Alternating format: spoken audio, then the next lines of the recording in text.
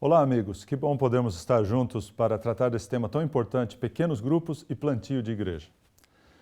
O mundo está mudando rapidamente, em todas as áreas do conhecimento.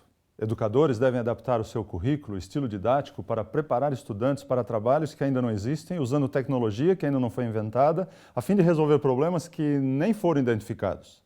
O Departamento de Trabalho dos Estados Unidos calcula que o estudante hoje irá mudar de emprego de 10 a 14 vezes até atingir a idade de 38 anos. Os mais procurados empregos em 2010 nem existiam em 2004. A quantidade de informação técnica nova está dobrando a cada 2 anos. Para estudantes começando um curso técnico de 4 anos, significa que metade do que eles aprenderam em seu primeiro ano de estudo já estará obsoleto quando chegarem ao terceiro. Eu me lembro que há cerca de 20 anos atrás vendi um carro quase novo e usei o dinheiro para comprar uma linha telefônica para a nossa casa. Agora já fazem 5 anos que não temos linha telefônica em casa. Usamos somente telefone celular. Desde a antiguidade, a maioria das pessoas tinha um estilo de vida rural, dependendo da agricultura e da caça. No ano 1800, somente 3% da população mundial vivia nas cidades. 100 anos mais tarde, por volta do ano 1900, a população urbana já chegava a 14% e haviam cerca de 12 cidades com mais de 1 milhão de habitantes. Em décadas recentes, o mundo tem experimentado um crescimento da população urbana sem precedentes e hoje mais de 300 cidades têm população acima de 1 milhão. A partir do ano 2009, a maioria da população do mundo já vive na cidade e a expectativa é que, se Jesus não voltar, por volta do ano 2050, 70% da população do mundo será urbana. Hoje em dia, existem mais de 20 cidades com mais de 10 milhões de habitantes no mundo. Aproximadamente 200 mil pessoas se mudam do campo para as cidades a cada dia, cerca de 70 milhões por ano ou 130 por minuto. Todas estas mudanças devem nos levar a considerar como alcançar estas grandes áreas urbanas com a mensagem do Evangelho. A iniciativa de alcançar as grandes cidades envolve administradores, departamentais, pastores e leigos. Esse é o propósito do voto que nossa igreja tomou para alcançar as grandes cidades. Envolve igrejas, instituições, associações, ministérios de apoio próprio, adultos e jovens, homens, mulheres, crianças, todos nós. Isto é mais do que simplesmente campanhas de evangelismo em mais de 600 cidades no mundo.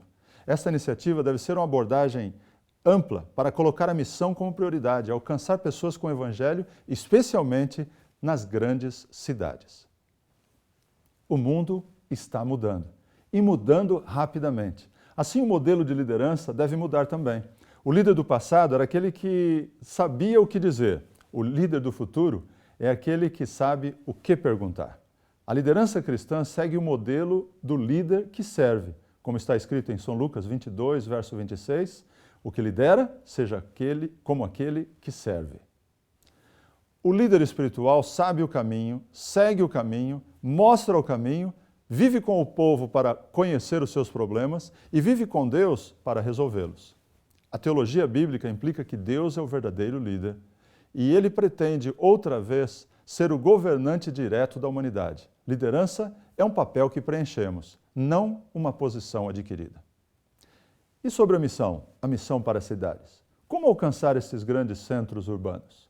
Precisamos reconhecer que a natureza de Deus está na raiz da missão.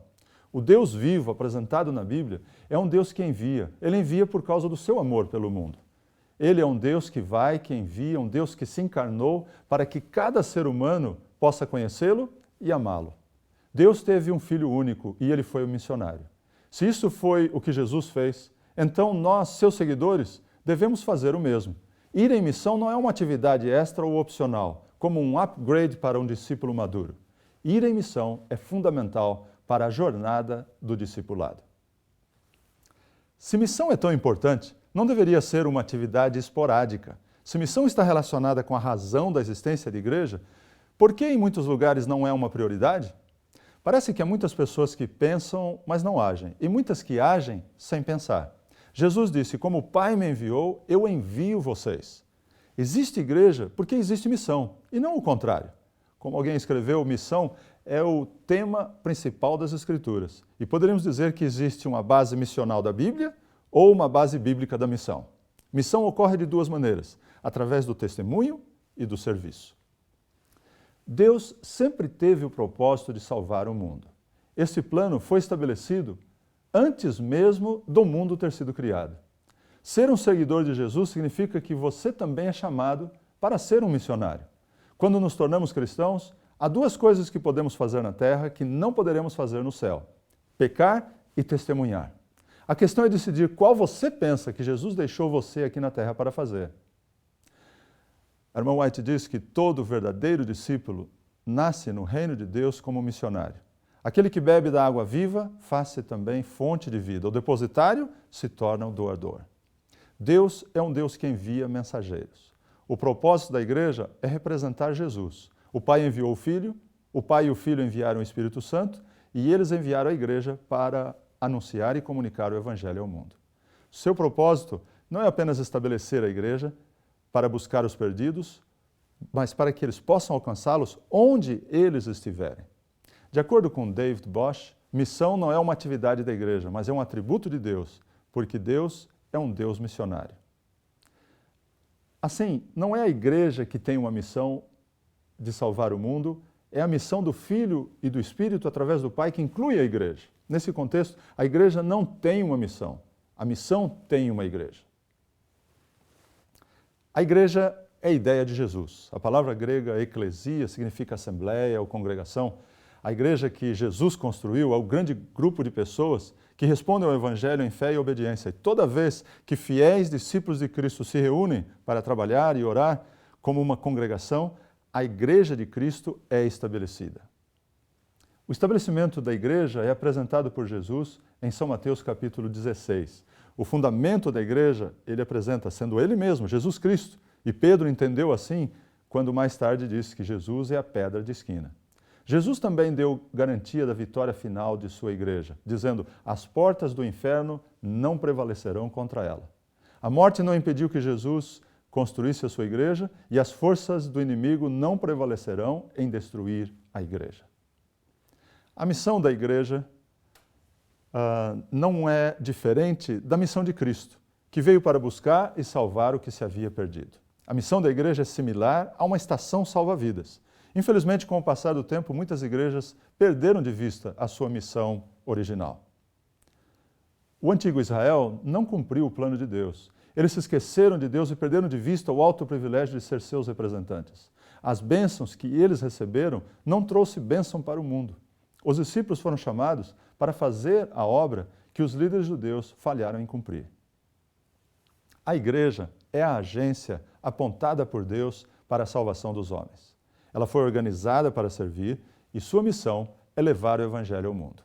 E esse Evangelho será pregado em todo o mundo para testemunha em todas as nações. Então virá o fim. E acerca do discipulado como base para os pequenos grupos?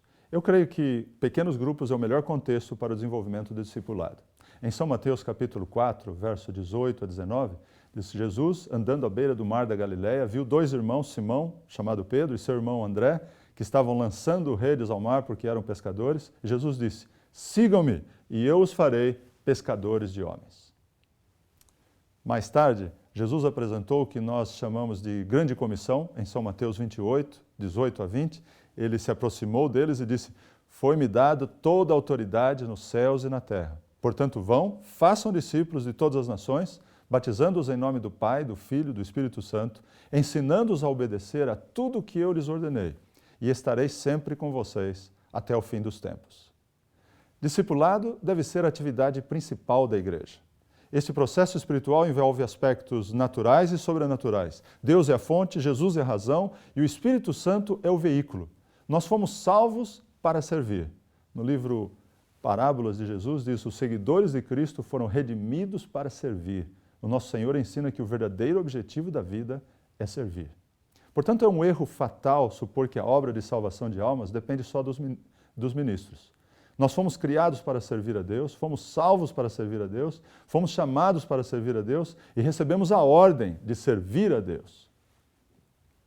Creio que nossa maior necessidade nesta área é desenvolver um processo que seja simples e eficiente. Primeiro, ajudar as pessoas a conhecer o plano da salvação, conhecer a Jesus, se tornarem membros da igreja. Segundo, andar com Jesus e crescer espiritualmente, então ele se torna um discípulo. Terceiro, ajudá-los a descobrir o seu dom espiritual, servir a Deus, a igreja e a comunidade. Então o discípulo se torna um ministro. E quarto, partilhar o evangelho e fazer novos discípulos. E então ele se torna um missionário. Esse processo levaria um sistema de assimilação, tornando membro, desenvolvimento, formando discípulos, treinamento, treinando ministros, e a formação de novos líderes, missionários, que serão líderes de pequenos grupos e plantadores de igreja. Em Efésios capítulo 4, verso 12, o apóstolo Paulo descreve que os dons espirituais foram dados com o propósito de aperfeiçoar os santos para a obra do ministério. Essa palavra, aperfeiçoar, significa capacitar, ajustar, adaptar perfeitamente. É uma qualificação completa com um propósito específico. O sacerdócio real é chamado para anunciar as virtudes. Deus quer que você tenha um ministério no corpo de Cristo e uma missão no mundo. O Senhor prometeu que onde estiverem 2 ou 3 reunidos em seu nome, Ele estará em seu meio. Aqueles que se encontram para orar vão receber o poder do Espírito Santo. Há grande necessidade de oração secreta, mas é também necessário que vários cristãos se encontrem e se unam fervorosamente em suas petições a Deus. Em pequenos grupos, Jesus está presente, o amor pelas almas se aprofunda no coração e o Espírito manifesta o seu poder, e agentes humanos podem ser exercitados para salvar os perdidos. Centros de influência precisam ser estabelecidos em áreas urbanas, para desenvolver uma variedade de atividades como educação, estilo de vida, venda de livros, salas de leitura, restaurantes, ministérios de literatura, seminários, pequenos grupos, seminários de saúde, culinária e tantas outras coisas. Obreiros com visão clara são necessários para desenvolver métodos para ensinar o povo. Algo tem que ser feito para quebrar o preconceito existente no mundo contra a verdade. A igreja é o plano A de Deus para alcançar as cidades, e não há plano B. A igreja não é um edifício, a igreja é o povo de Deus, seus filhos e filhas. Jesus construiu a sua igreja. Sobre esta rocha edificarei a minha igreja. E a igreja será tão expansiva, cheia de energia, que nem mesmo as portas do inferno prevalecerão contra ela. Talvez tenhamos gastado muito tempo tentando proteger a igreja do mundo, temendo que ele entrasse na igreja, e esquecemos a necessidade de sair para alcançar o mundo. Eu creio que Jesus estava dizendo que o mundo deveria estar com medo da igreja, e não o contrário. Deus ama as cidades, porque há bilhões de pessoas vivendo nas cidades do mundo, e Deus as ama a todas. O que significa ser uma igreja para a cidade como Deus a chamou? Significa ser uma comunidade de fé que procura toda oportunidade para proclamar e viver o Evangelho para o bem da cidade. Uma igreja que anuncia o Evangelho, que vive o Evangelho e os princípios do reino. O povo de Deus deve procurar o bem-estar de sua cidade. Existem basicamente 4 tipos de igreja com relação à cidade. A primeira é a igreja na cidade. Seu desejo é conseguir que as pessoas entrem na igreja para ouvir o Evangelho. Está geograficamente na cidade, mas não está envolvida com as pessoas e a cultura da cidade. A segunda é a igreja contra a cidade. Ela adota uma postura defensiva com relação à cidade, está localizada em áreas urbanas, mas tudo acerca da cultura que a rodeia é visto não apenas como ruim, mas também irremediável. A terceira é a igreja da cidade. Ela abraça a cultura da cidade de tal forma que perde o seu sabor como sal ou perde o brilho de sua luz.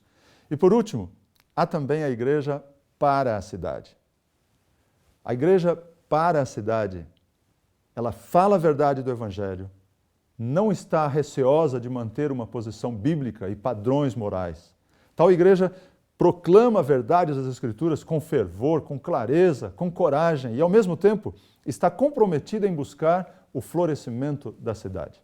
A igreja para a cidade oferece uma variedade de ministérios, não somente para ajudar as pessoas de fora da igreja, mas também para enriquecer a vida espiritual dos membros da igreja e expandir os seus relacionamentos fora de sua zona de conforto.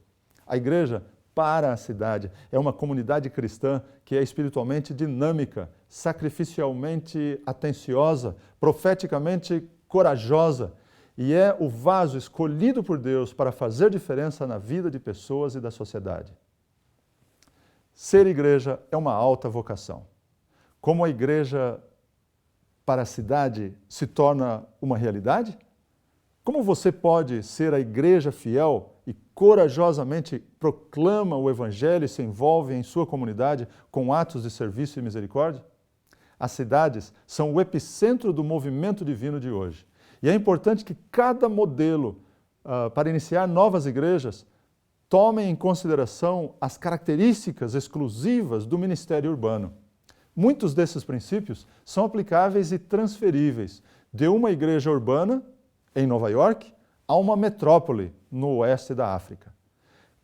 Precisamos cumprir a vontade de Deus e desenvolver uma visão bíblica de ministério por igrejas que preguem e sirvam como Jesus o fez. Pelo poder do Espírito Santo, nós queremos que nossas igrejas sejam lugares onde Jesus é preeminente, a presença de Deus é notória e que não haja dúvida na mente de ninguém que a igreja ama a sua cidade.